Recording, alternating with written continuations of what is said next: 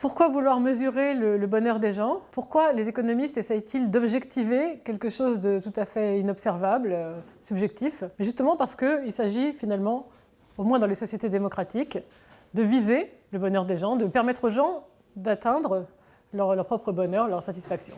Donc depuis les années 70, on mesure le niveau de satisfaction des gens tel qu'ils le déclarent eux-mêmes en se positionnant sur une échelle graduée de 0 à 10. Et la question qu'on se pose aujourd'hui, c'est de savoir est-ce que le revenu et la croissance rend les gens heureux? Bon, la première réponse évidente, c'est que oui, les habitants des pays riches sont plus heureux que les habitants des pays pauvres.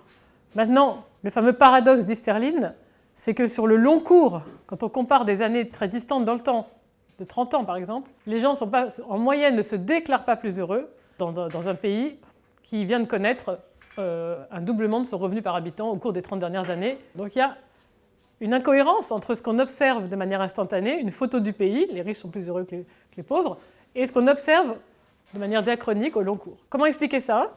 Premièrement, l'adaptation. Les gens s'habituent et leur niveau d'aspiration augmente avec leur niveau de vie. Donc si le bonheur ou la satisfaction dans la vie vient de la différence, dans l'écart entre ce que l'on a et ce que l'on espère, ce à quoi on aspire, si les aspirations augmentent avec les niveaux de vie, à ce moment-là, ce phénomène d'adaptation détruit une partie de l'effet utile du revenu. La deuxième explication, ce sont les comparaisons. C'est que ce qui compte parfois pour les gens, ce n'est pas seulement le niveau de leur revenu, mais c'est l'écart entre leur propre revenu et celui d'autrui, les gens auxquels ils se comparent. Et si seuls les écarts comptent, la somme des écarts dans un pays est égale à 0. Donc au cours du temps, il y a des gagnants et des perdants.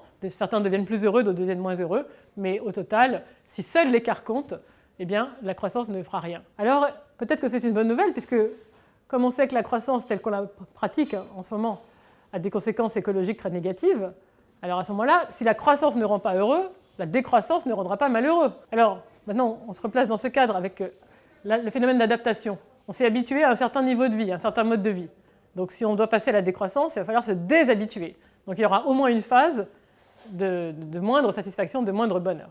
Donc quand même, le passage à la décroissance, au moins le passage, rendra moins heureux. Donc comment faire si on doit réduire la voilure de la quantité produite et consommée? Peut-être que ce qu'il faut faire, ce n'est pas réduire la croissance, mais l'infléchir vers des vers des pratiques dans lesquelles l'adaptation joue moins, donc le temps joue pour nous et pas contre nous.